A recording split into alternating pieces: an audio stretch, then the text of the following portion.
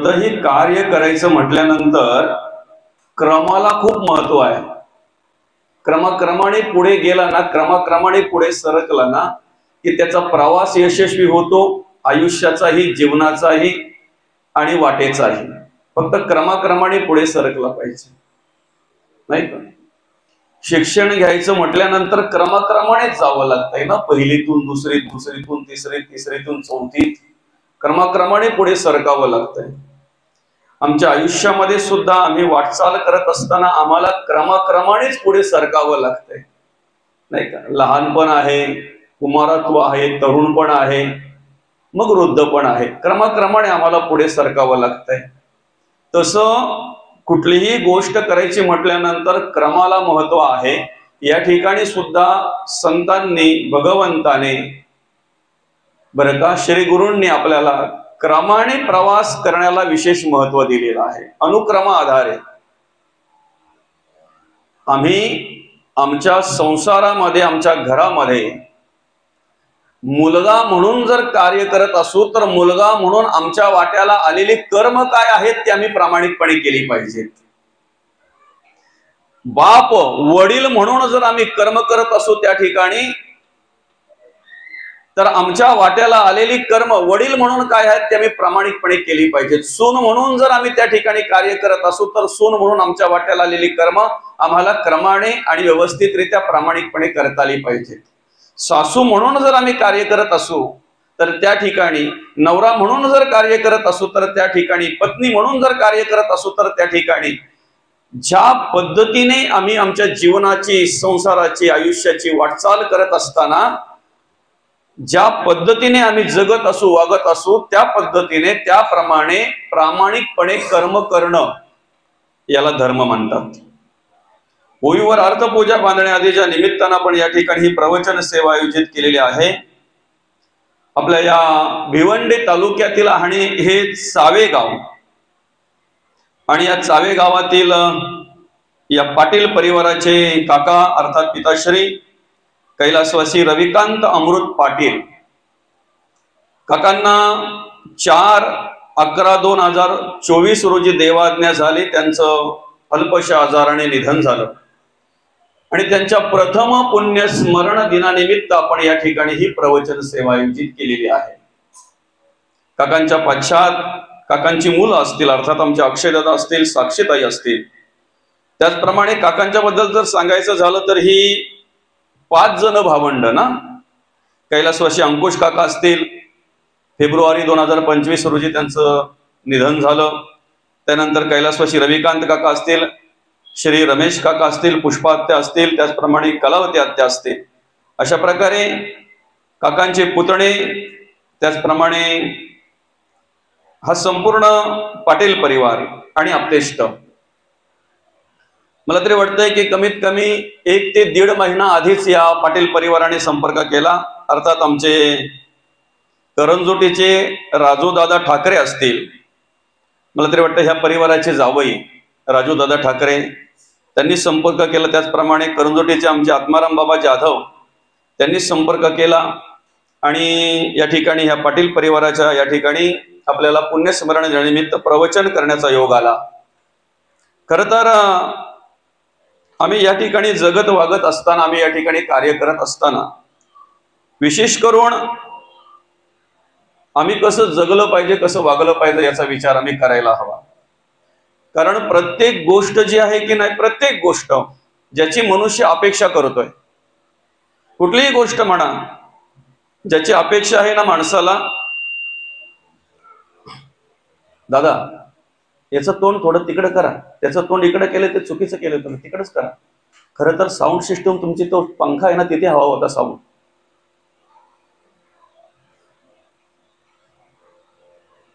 हा ठीक आहे, बस बस.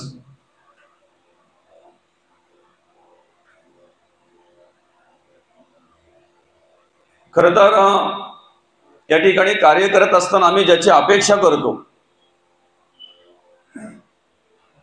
ज्याची अपेक्षा करतोय ते आम्हाला प्राप्त व्हावं असं जर वाटत असेल तर ते सगळं आमच्या कर्मावर अवलंबून आहे, आमच्या जगण्या वागण्यावर अवलंबून आहे. उदाहरणार्थ आम्हाला सर्वांना सुखाची अपेक्षा आहे. प्रत्येक जण जो काही धावपळ करतो, जी काही अपेक्षा करतोय, जे काही करत असेल, प्रत्येकाला सुखच हवं आहे. असा एकही माणूस तुम्हाला कुठेही पाहायला मिळणार नाही की तो देवाकडे किंवा अजून कोणाकडे दुःखाची अपेक्षा करतो. एकही नाही, कोणीच नाही. बरं का? देवाला नवस दुःखासाठी नाही करणार, सुखासाठी करणार. देवाला प्रार्थना दुःखासाठी नाही करणार, सुखासाठी करणार. देवपूजा दुःख प्राप्त व्हावं म्हणून कोणी देवपूजा करतो का? प्रत्येकाची अपेक्षा जर पाहायला गेला तर सुखाची अपेक्षा आहे. बरं, मग आम्ही आमच्या जीवनाची वाटचाल जर बघितली, आम्ही आमच्या जीवनाचा जर विचार केला, तर ज्याची अपेक्षा आहे सुखाची, ते सुख माणसाला मिळतंय का? ज्याची अपेक्षा आहे ते सहज प्राप्त होतंय का? काय विशेष आहे बघा ना. ज्या सुखासाठी आम्ही तळमळ करतो ना, ज्या सुखासाठी आम्ही धावपळ करतोय ना, काही ठिकाणी आम्हाला अशी अवस्था पाहायला मिळते, मरतय तरी माणसाला सुख मिळत नाही, जातय तरी माणसाला सुख मिळत नाही. आणि ज्या दुःखाची अपेक्षा नसते ना, ते दुःख माणसाला परत परत परत परत परत परत माणसाकडे येत असते. बरं, आम्हाला सुखाची अपेक्षा आहे, आम्हाला सुख मिळावं हे आमच्या कर्माचरणावर अवलंबून आहे, आमच्या जगण्या वागण्यावर अवलंबून आहे. बरोबर आहे की नाही? कुठलीही गोष्ट म्हटलं, कुठलीही गोष्ट आम्हाला प्राप्त व्हावी असं वाटत असेल ना, तर ती आमच्या जगण्या वागण्यावर अवलंबून आहे. आज परमार्थिक माणसाचा जर विचार केला, आध्यात्मिक क्षेत्रामध्ये कार्य करणाऱ्या माणसाचा जर विचार केला, तर तो नामस्मरण करत असतो, ग्रंथ वाचन करत असतो, प्रवचन श्रवण करत असतो, कीर्तन श्रवण करत असतो, त्या सगळ्या प्रकारच्या क्रिया तो करत असतो. बरं का? पण हे सगळं त्याच्या फक्त शांतपणे आपण श्रवण करूया. बरं का? ज्याची काही अपेक्षा करतो ना, तो मुक्तीची किंवा मोक्षाची. आता मुक्ती किंवा मोक्ष हे सुद्धा आमच्या कर्मावर अवलंबून आहे, विचारांवर अवलंबून आहे, आमच्या आचरणावर अवलंबून आहे. बरं का? ती कर्म करण्यासाठी आम्हाला सामर्थ्य मिळावं म्हणून आम्ही नामस्मरण करायचं आहे. आम्ही नामस्मरण का करायचंय देवाचं? ती चांगली कर्म करण्यासाठी आम्हाला स्फूर्ती मिळावी, सामर्थ्य मिळावं, बळ मिळावं म्हणून भगवंताचं नामस्मरण करायचं आहे. बरं, मग आम्ही ग्रंथ वाचन का करावं? कोणती कर्म करावीत हे आम्हाला कळावं म्हणून आम्ही ग्रंथ वाचन करायचं आहे. आम्ही प्रवचन श्रवण का करावं? आम्ही कीर्तन श्रवण का करावीत? आम्ही कसं जगावं, कसं वागावं हे आम्हाला कळावं, ते मार्गदर्शन आम्हाला प्राप्त व्हावं म्हणून आम्ही प्रवचन श्रवण करायचे, म्हणून आम्ही कीर्तन श्रवण करायचे आहेत. बरोबर आहे की नाही? आता माणसाच्या जगण्या वागण्यामध्ये किती फरक पडलाय बघा, किती परिवर्तन झालंय. आताचाच आपण विचार केला ना, काही काळापूर्वीचा, मी युगाचा सांगत नाही, काही वर्षापूर्वीचा जर आपण विचार केला तर प्रत्येकाच्या घरावर लिहिलेलं असायचं किंवा घरासमोर रांगोळी असेल ना, त्या रांगोळीमध्ये लिहिलेलं असायचं सुस्वागतम. लिहिलेलं असायचं की नाही? सुस्वागतम म्हणजे चांगलं स्वागत आहे तुमचं. कुठेतरी असा मोठा आ काढलेला असायचा आणि आच्या पुढे लिहिलेलं असायचं आपण आलात, आम्हाला आनंद आहे, आम्ही आपले आभारी आहोत. अशा प्रकारे लिहिलेलं असायचं. बरं का?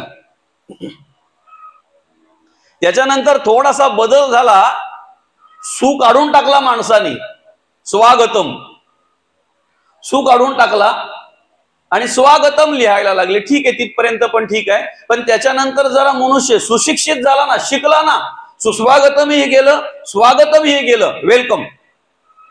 वेलकम आला आमच्या घराच्या दरवाजावर, घराच्या बाजूला, तिथे जिथे आमची प्रवेश होतो त्या ठिकाणी. बरं का? त्याच्यानंतर काय झालं माहितीये का? माणसामध्ये एवढा बदल झाला, माणसामध्ये, की तो वेलकम गेला, सुस्वागतम गेला, स्वागतम गेला आणि त्याच घराला पाठी आली, परवानगी शिवाय आत येऊ नये. समजतंय का? परवानगी शिवाय आत येऊ नये. त्याच्या पुढे एवढा बदल झाला की तीही पाठी काढण्यात आली, कारण परवानगी न घेता काही एंट्री करायला लागले, प्रवेश करायला लागले. त्यामुळे मग कुत्र्यापासून सावध राहा. काय आलं? कुत्र्यापासून सावध राहा. आज अनेकांच्या घराच्या समोर असं लिहिलेलं असतंय, तुम्ही सीसीटीव्ही कॅमेऱ्याच्या निगराणीमध्ये आहात. आता मला सांगा, तुम्हाला सुस्वागतम पासून तर सीसीटीव्ही पर्यंत आणलं, हे कुत्र्यांसाठी आहे का, मांजरांसाठी आहे का, अनेक प्राण्या पक्ष्यांसाठी आहे का?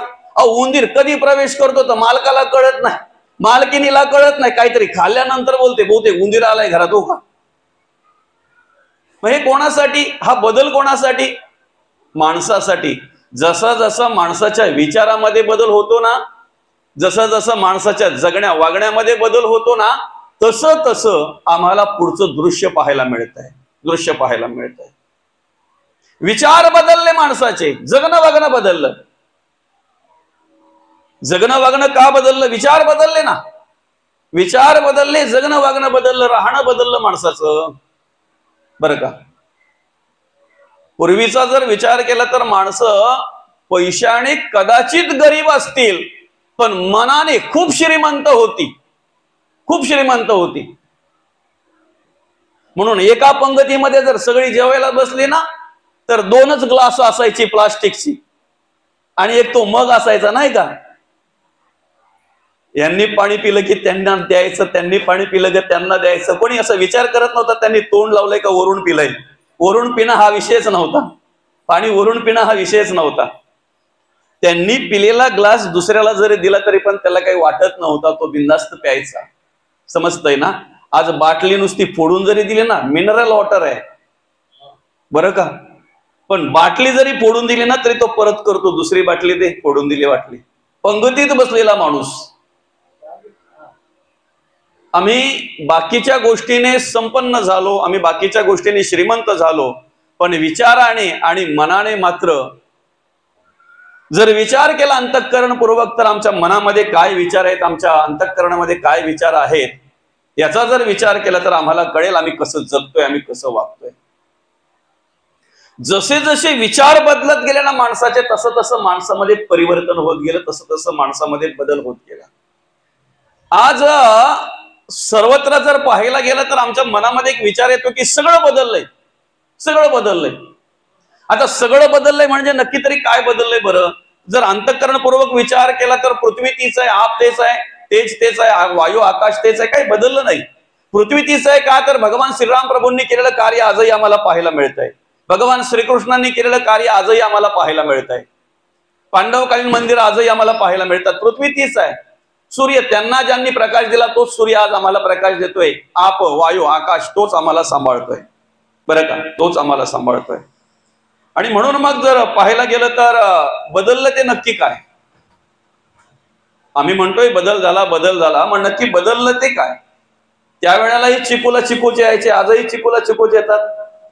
त्यावेळेलाही आंब्याला आंबेचे यायचे, आजही आंब्याला आंबेचे येतात. फक्त देवाने दिलेलं तिकडे बघा, आम्ही डोकं लावून त्याच्यामध्ये संकरित केलेलं त्याच्याकडे बघू नका.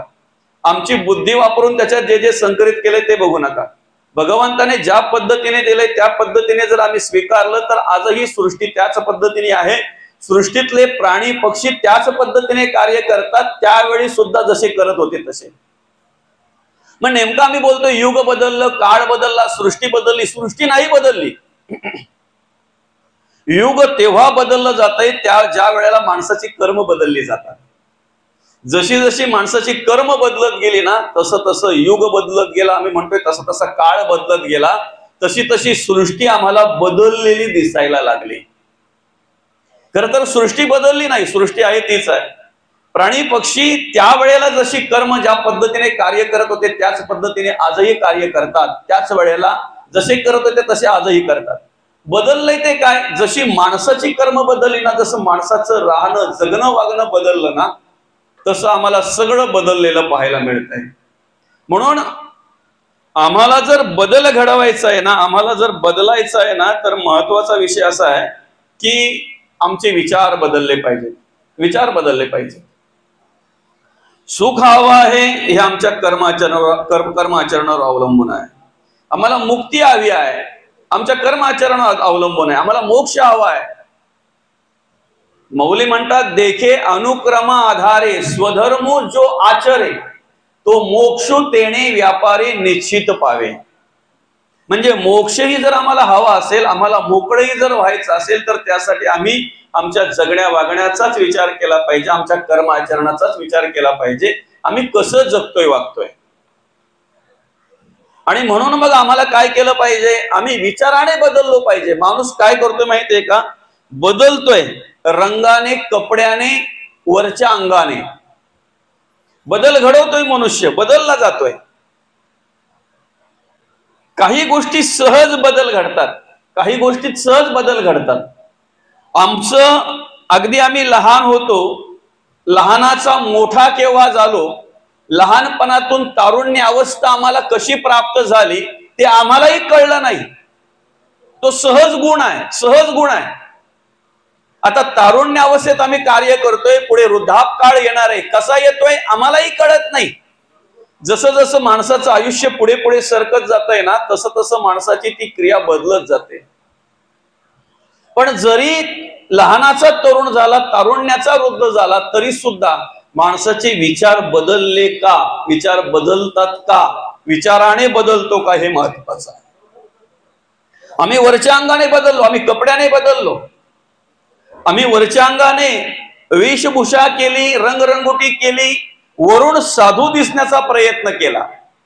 पण संत म्हणतात, आम्ही वरून कितीही जरी साधूचा वेश केला ना, आम्ही वरून कितीही जरी साधूचा ड्रेस केला ना, तरीही कधीही बरं का विचारामध्ये बदल होत नाही. कारण दोष जो आहे ना, दोष तो अंतःकरणामध्ये भरलेला आहे. दोष अंतःकरणामध्ये भरलेला आहे. आणि ड्रेस वेशाने अंतःकरण बदलत नाही, रंगरंगोटीने अंतःकरण बदलत नाही. बरं का, अंतःकरण जर आम्हाला बदलायचं असेल तर त्यासाठी आम्ही आतून बदलायचा प्रयत्न केला पाहिजे, मनातून, अंतःकरणातून बदलायचा प्रयत्न केला पाहिजे. आणि म्हणून मग या ठिकाणी काय म्हटलेलं आहे, वेश वरीवरी केला, अंतरी दोष भरला. वेश वरीवरी केला, अंतरी दोष भरला. सीतामाईकडे जाताना रावण कुठल्या वेशात गेला होता बरं? कुठले ड्रेस केलता त्याने? साधूचा ड्रेस केला होता ना, साधूच्या वेशात गेला होता की नाही? मग जर साधूचा ड्रेस केल्यानंतर त्याचं अंतःकरण किंवा मन जर बदललं असतं तर क्रिया घडली नसती ना, जी घडणारी कर्म होती ती घडली नसती ना. पण ड्रेशाने किंवा वेशाने, आमच्या वरच्या अंगाने आमचं अंतःकरण, मन कधीही बदलत नाही. मग त्या दोषाच्या दहनाला काय पाहिजे तर आत्मज्ञान पाहिजे. त्या दोषाचे दहन जर आम्हाला करायचं आहे, त्या दोषाचं दहन जर आम्हाला करायचंय तर त्यासाठी आत्मज्ञान पाहिजे. म्हणून गीतेमध्ये भगवान आम्हाला मार्गदर्शन करत असताना म्हणतात, ज्ञानाग्नी सर्व कर्माणी भस्मसात करुते अर्जुना. ज्ञानाग्नीमध्ये एवढं सामर्थ्य आहे की आपल्या सगळ्या प्रकारच्या कर्माचं भस्म करण्याचं सामर्थ्य ज्ञानाग्नीमध्ये आहे, ज्ञानाग्नीमध्ये आहे. मग साधं उदाहरण, आम्हाला जर विचाराने बदलायचं आहे, आम्हाला अंतःकरणपूर्वक जर बदलायचं आहे, आम्हाला मनातून जर बदलायचं आहे, तर सर्वप्रथम आमच्या मनामध्ये असलेले विचार आम्ही बदलले पाहिजेत, परिवर्तन केलं पाहिजे, परिवर्तन केलं पाहिजे. ज्या विचारांनी, ज्या कर्माने आमच्याकडे दुःख प्राप्त होत आहे ती कर्म आम्ही करावीत का? ज्या कर्माने, ज्या विचाराने आमचं अनहित घडतंय ती कर्म, ते विचार आम्ही आमच्या अंतःकरणात ठेवावेत का? विचार बदलला की आयुष्य बदलतंय. बघा, ऐका, एका कुंभार दादाला वाटलं की चला आपण माती आणून त्याच्या काहीतरी वस्तू बनवूयात, कारण कुंभार दादाचं काम असतंय ना, नाही का, माती काम करणं.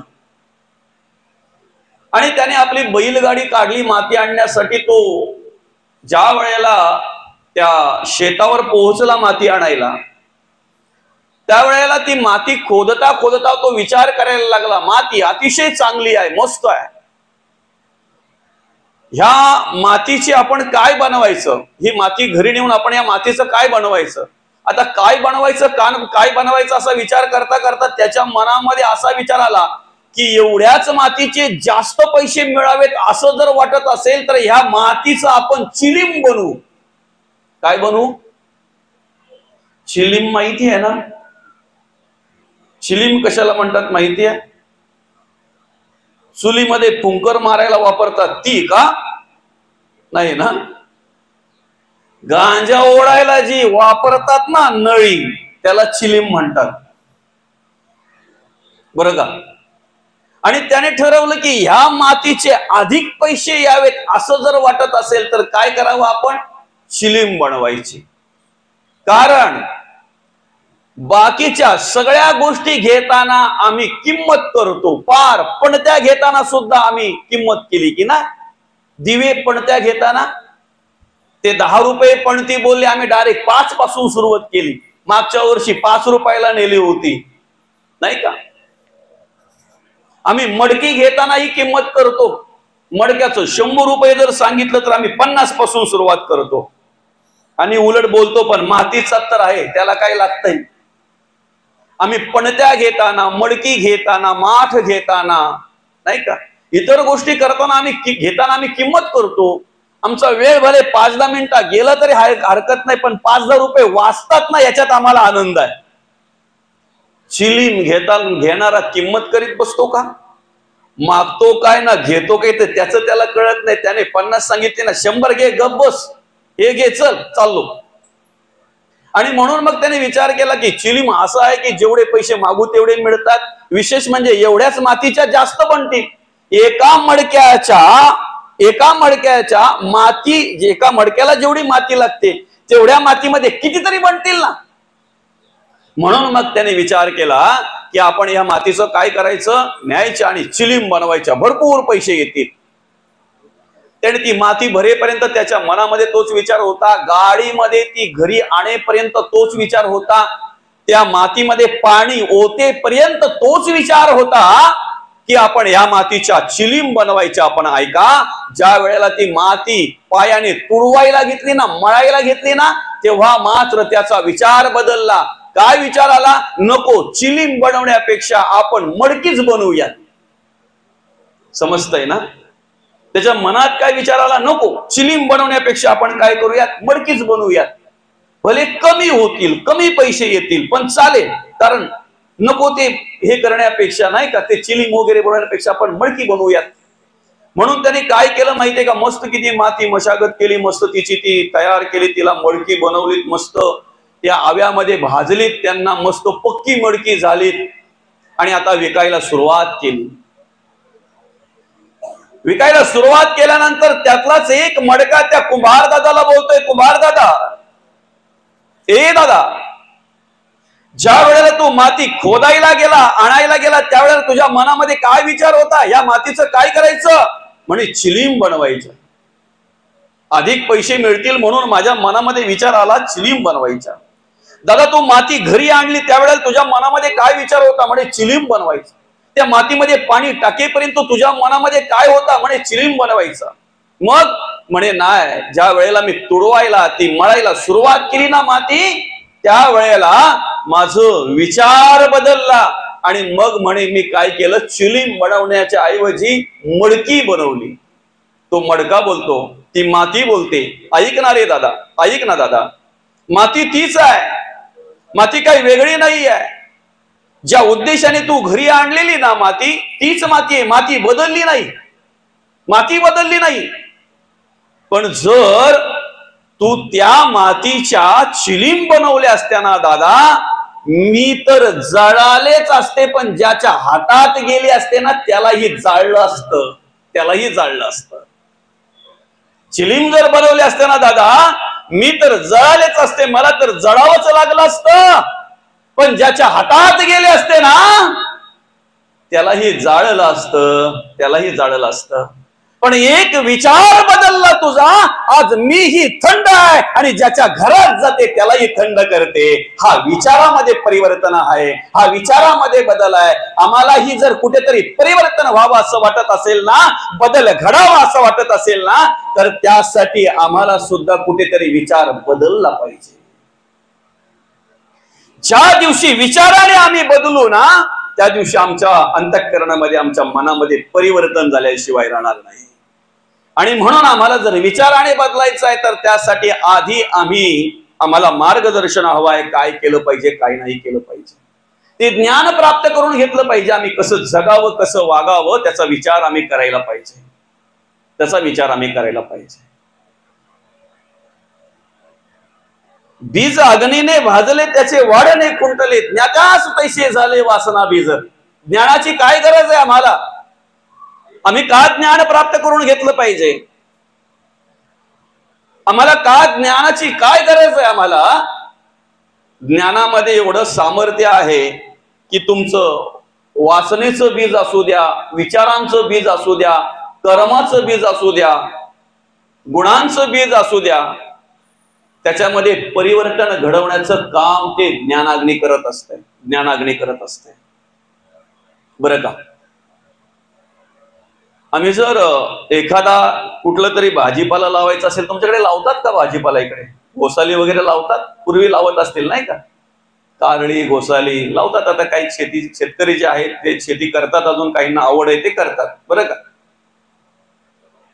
ते बी जे असतंय की नाही, कारळ्याचं म्हणावं, घोसाळ्याचं म्हणावं, ते बी जर भाजलं ना आम्ही तव्यावर, ऐकताय ना, तव्यावर जर बी भाजलं तर भाजलेलं बी कधीही निघत नाही. ऐकताय ना? भाजलेलं बी कधीही निघत नाही. तसं आम्ही आमच्या वासनेचं बी ज्ञानाग्नीमध्ये भाजून घ्यायचं आहे.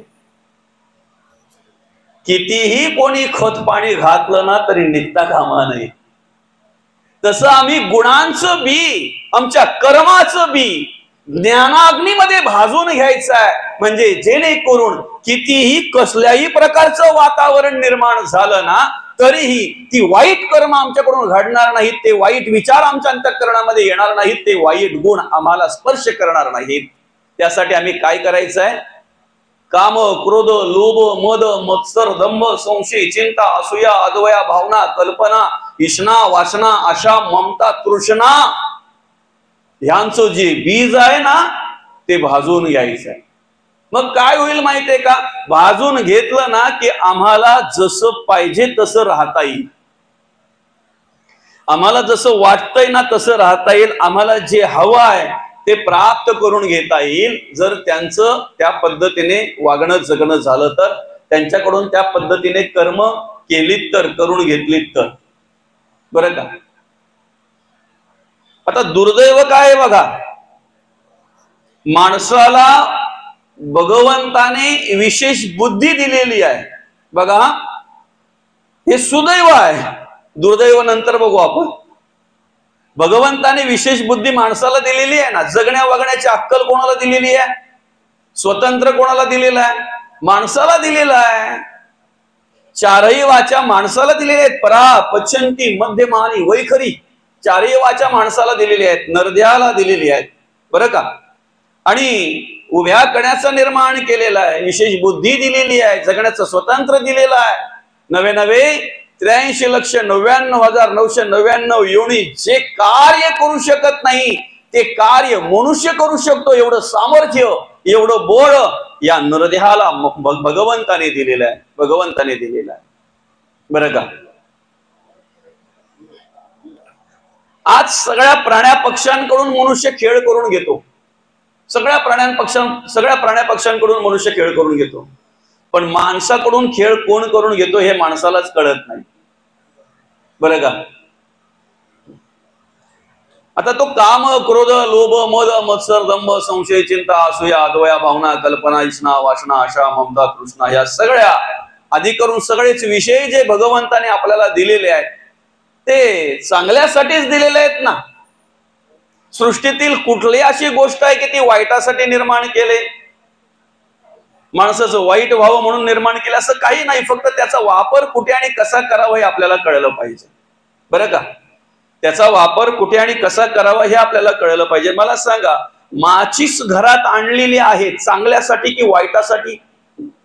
चूल पेटवावी ना, दिवा पेटवावा, दिवा प्रज्वलित करावा, घर नाही पेटवून घ्यावं ना. माचीसचं काम काय करायचं, माचीस कडून काय कार्य करून घ्यायचं ते आपल्या हातात आहे. हातात कोणाचे? आपल्या आहे. तसं विषय आम्हाला दिलेले आहेत.